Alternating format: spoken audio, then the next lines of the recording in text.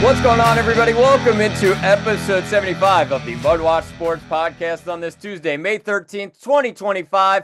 I'm your host, Zach Malamo. Before we get started, please subscribe below. Follow all of my social accounts. Let's start things off in the NBA as the New York Knicks were in action on Monday evening. Game 4 Eastern Conference semifinals. And the Knicks win this one 121-113, and they take a commanding 3-1 series lead over their rival Boston Celtics. And the Knicks came into this game coming off the loss in Game 3 and a blowout loss in the end that it was from the Celtics. And the Celtics looked really good to start this one as well. The three-pointers were falling. Give credit to a guy like Derek White, who started real strong and ended up having a phenomenal game in the end for the Celtics. And the Knicks really couldn't handle things in the first half, got down. They were down 11 at the end of the first quarter, kept chipping away, down 11 still at the halftime break. But then the third quarter, it all turned around, and give credit to this Knicks team that hit a lot of big shots. Jalen Brunson, especially, with a monster third quarter, and he finished the game with 39 points, 12 assists to give the Knicks a helping hand in victory. They also had a lot of contributions from their role players and their other guys besides Brunson. Bridges was big time in this one. 23 points, 7 rebounds, 3 assists, 4 steals for Mikal Bridges. And obviously, it's been a question all season long whether he was worth those 5 first-round picks that the Knicks gave up for him. I mean, he's proven all the doubters wrong, including myself, who said, yeah, I don't believe he's worth that kind of price, but we will see. He has stepped up big time, especially in the last couple of games in this postseason. Third and fourth quarter, you need a shot, and Jalen Brunson's not available. You go to Mikal Bridges. He's been tremendous so far in this postseason. Like I said, 23 points from him. OG Anunoby had 20 points as well. Karl Anthony Towns, 23 points, 11 rebounds. And how about the other contributions for this Knicks team? Josh Hart doing his thing, 9 rebounds, 5 assists. And then you look at a guy like Mitchell Robinson, who the Knicks waited month after month after month to get back healthy, came back in the month of March. And you were wondering, well, is this going to be good enough for the Knicks? And is he going to be healthy enough at postseason time? Hopefully he stays healthy and does not get injured. And if the Knicks have him, they got a shot down low. And he's been tremendous. What a great game he had yesterday. Always there on the offensive glass. He had 8 rebounds, 5 of them on the offensive boards, and he's been a tremendous addition to this Knicks team this year, coming back from injury. And obviously the Knicks now head into a Game 5 up in Boston that they are probably going to be facing a Jason Tatum-less Boston Celtics team. Obviously, Tatum in this one went down with about 4 minutes to go and looked like he grabbed at his Achilles and obviously went into a wheelchair into the locker room and then went into an ambulance to the hospital. So obviously praying for Jason Tatum. You never want to see a star player like that get injured, any player get injured. And obviously the Celtics are backs against the wall, probably without their best player. They're going to have a point to prove here in Game 5 and try and get over all of that noise, and especially without their star player and Jason Tatum. We'll see what happens. But Game 5 between the Knicks and the Celtics taking place tomorrow night, Wednesday at 7 o'clock up at TD Garden. And the Knicks come into this game as underdogs. 4.5 points is the spread for Boston. Total sitting at 208.5.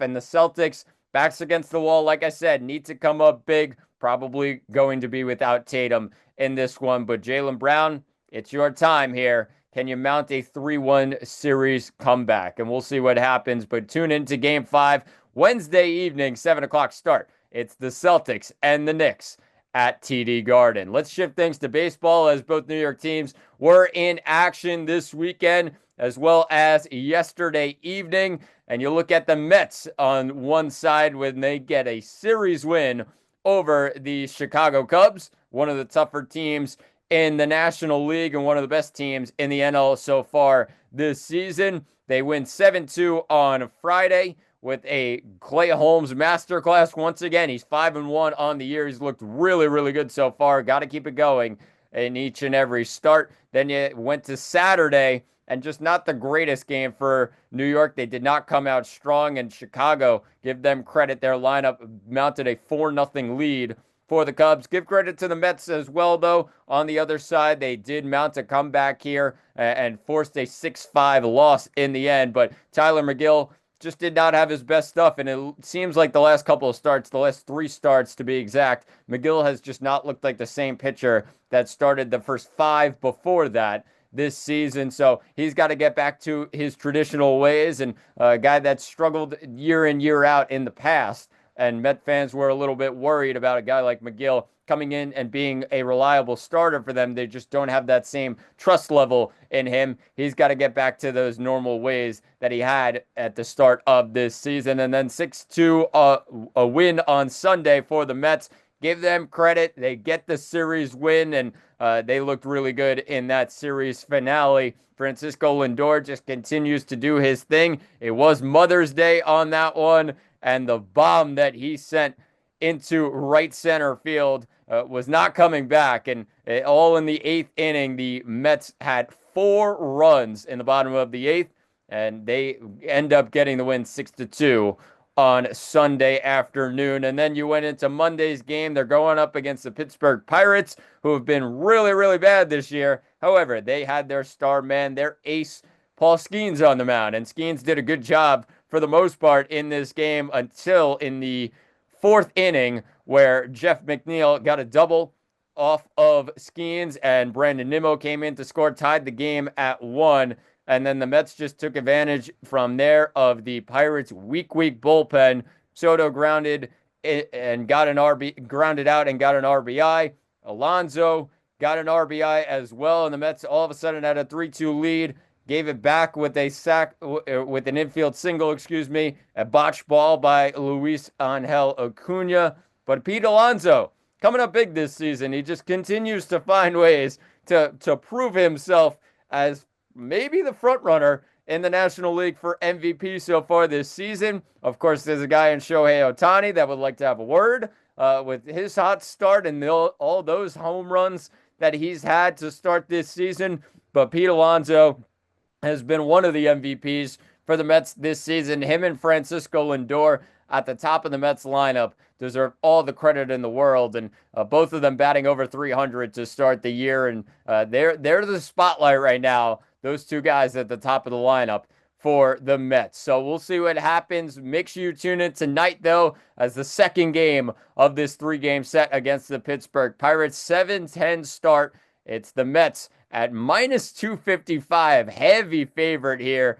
And it's all with Kodai Senga on the mound, 4-2 this season, a 1.16 ERA. And he's been tremendous. He'll go up against Mitch Keller, who's 1-4 with a 4.40 ERA for Pittsburgh. So Mets should handle this one. Senga on the mound. We'll see what happens. Make sure you tune in 7-10 tonight at Citi Field. Let's shift things to the Yankees on the other side of New York, and the Yankees end up getting a series win over the Athletics out in Sacramento. It was a rough day on Saturday. Both New York teams seemed like they struggled a bit on Saturday, but Friday and Sunday were the story for this Yankees team, and they win the opener 10-2 in Sacramento. Will Warren looked tremendous in this game, and a guy that they were waiting, the Yankees faithful were waiting, including myself, to really just get over the line as a starting pitcher.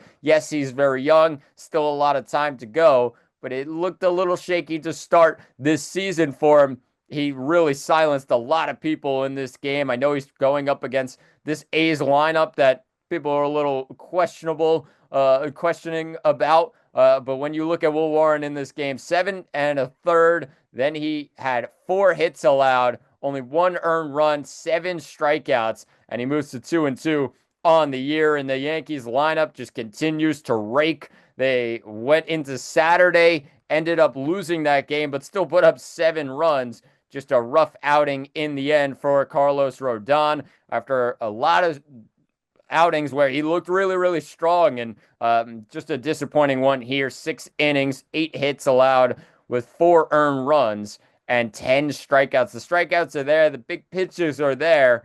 It just comes down to one or two of those pitches get away from him. And of course, the Athletics took advantage with a couple of home runs. Arias as well as Rooker were the two for the Athletics, and it went into the fourth inning with a 4-0 lead. And of course, the Yankees mounted a comeback, ended up taking the lead, but the bullpen then just gave it away for New York, and you're not expecting them to be perfect every game. So they ended up going into Sunday's game, and you're looking for some more positives. They're going up against a former Yankee himself and Luis Severino, and they attacked him from the beginning. 6-0 the score was heading into the bottom of the third, and the Athletics just couldn't even breathe in this one, and the Yankees just kept piling it on. Ben Rice hits a grand slam. Goldschmidt ends up getting a couple more RBIs for himself, and the Yankees end up getting a 12-2 win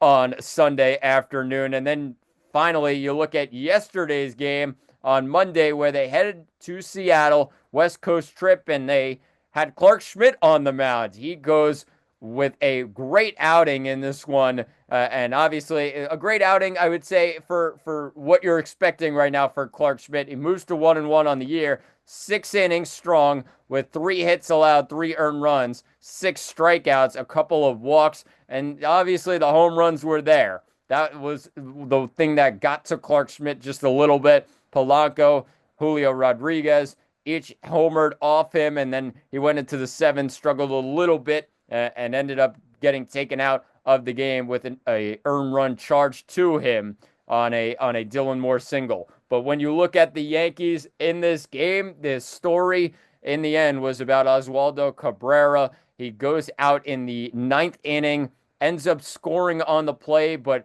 overruns home plate, and it looks like he really did something bad to his ankle, and you're hoping it's nothing serious here, but he did go off on a stretcher into an ambulance and straight to the hospital. No word just yet on Cabrera, but it seems like he's going to be out for a long period of time, a significant injury, where the Yankees are going to really have to figure things out now. At third base, DJ LeMahieu looks like he's coming back this week, and maybe in the next 2 days or so. But obviously, the loss of Cabrera is a big one, because he was a very big-time utility player that the Yankees are really love him in the clubhouse. Big clubhouse guy, and a guy that just works hard each and every day and does the little things for this Yankees team. So hopefully he gets better soon, and that's really the sad sight of this Yankees win, an 11-5 victory over the Seattle Mariners. But let's move things to tonight's game. Yankees with Max Fried on the mound, looking to get another win, and he is really, really strong so far this season. How about 6-0, a 1.05 ERA this season? He goes up against Brian Wu, who's another strong pitcher on the other side. Not as good as Max Fried's numbers, but 4-1, a 3.25 ERA for the Mariners right-hander, and this should be a good pitching duel tonight. And obviously, the Mariners are trying to snap out of this losing streak that they're on. And it's not going to be easy going up against a guy like Max Fried, who's feeling real good so far this season. But a 4-game losing streak for Seattle. The Yankees have won their last couple and really picked things up in this stretch, and have ended up winning 5 of their last 6 if you go back to the San Diego series. So Yankees looking real strong, and they're looking to keep things going tonight. And make sure you tune in. 9:40 start. Yankees up in Seattle. And let's finish things off today back in the world of basketball, not in the NBA playoffs, but with Milwaukee Bucks power forward and an NBA champion in Giannis Antetokounmpo. Still a question mark whether Giannis will return to Milwaukee for another season. Bucks in a bit of trouble heading into next year. They will be without Damian Lillard, who they just sent a monster deal for to Portland. He's going to be out for the season, it looks like, with a torn Achilles and trying to recover from that. Kyle Kuzma, they added to this roster in exchange for Chris Middleton. But then you look at the rest of the roster: Brook Lopez, Bobby Portis, Taurean Prince. You also got Kevin Porter Jr., Gary Trent Jr. All could become free agents this season, with Portis and Porter with player options, and still obviously the question marks there. But Giannis still has a lot of options and a lot on the table here. And could a possible trade destination be in effect for Giannis Antetokounmpo? There are a lot of favorites so far, and maybe not favorites just yet, but based on a lot of criteria, it looks like two teams could be at the top. Those teams are the Houston Rockets and the San Antonio Spurs, who have the draft capital, the young players, and of course the cap room and the money that they could end up giving that monster contract and pay that monster contract to Giannis Antetokounmpo and give these sizable contracts they need in exchange back to Milwaukee to fill up the cap. And obviously with those two teams, San Antonio and Houston, I probably give the edge more so to San Antonio based on their options that they have. If I'm Houston, I'm not really giving up the type of pieces that they would. They have a lot of young players to give up, and I'd probably say that San Antonio is in a better spot to give those guys up with a star man like De'Aaron Fox paired with Victor Wembanyama. They also got a couple of more guys with Chris Paul. They also have Harrison Barnes on that team, and of course, with those 4 or 5 guys that they have, the experience that they have, they're able to give up some of those younger pieces. And Devin Vassell is one of those options. They also have Stephon Castle, who they just drafted last year. Then you look at the next part of that, and it's that the San Antonio Spurs have a top 2 pick in the NBA draft. They're at number 2 right now, and really they're going to get a great player, whoever that is, coming out of college, and that's going to be a positive sign for them, whether it's Dylan Harper coming out of Rutgers, and whether he'll be the second pick behind Cooper Flagg at number 1. Still a lot of options there, but really adds to the surplus of options that the San Antonio Spurs have. I think that's the best destination for him. I would give up those pieces if I was San Antonio to try and grab yourself from maybe a future contender to a contender right now. And of course, Victor Wembanyama paired with Giannis Antetokounmpo. Who is stopping that duo in the paint? It's just not going to happen. It's not going to be easy for any team to stop them. And then, of course, you got the speed and, of course, the great player that De'Aaron Fox is up top. So they got a lot to prove there, and they would have a lot to give up for Giannis Antetokounmpo. That's the dream destination, I would say, for Giannis. If you can get a deal down to San Antonio and pair with a couple of guys down there, that would be a good look. As for the New York teams, I don't believe that either one has a real strong case to get Giannis. And of course, when you look at the Brooklyn Nets, yes, they have the picks to give up for him, but they are not a contender right now. And they're probably not even close to being a contender, even when they get Giannis Antetokounmpo. Then you look at the Knicks side of things. They're really set right now, and they like their roster. They don't have enough picks, I would say, to give up in exchange for a guy like Giannis, and something that the Milwaukee Bucks would be looking for. But they just traded for Karl Anthony Towns. They just traded for Mikal Bridges. I would say the Knicks are out of the race. Of course, there's always, it's MSG, the Knicks are a destination. I just don't see it in this situation. But I think when you look at the best destination, I said it, San Antonio. If you pair with Victor Wembanyama down low, you also have Chris Paul, you also have De'Aaron Fox there. It should be a good sign for the San Antonio Spurs. So we'll see what happens. But Giannis and the trade market are really sneaking around. A lot of noise still to come in this offseason. Where will he end up in the NBA? We'll see what happens. And make sure you tune into all this saga that will go on for weeks and weeks and weeks in the NBA. But that will do it for episode 75 of the MudWatch Sports Podcast. Please subscribe below. I've been Zach Malama. Thanks for watching, and talk to you all on Thursday.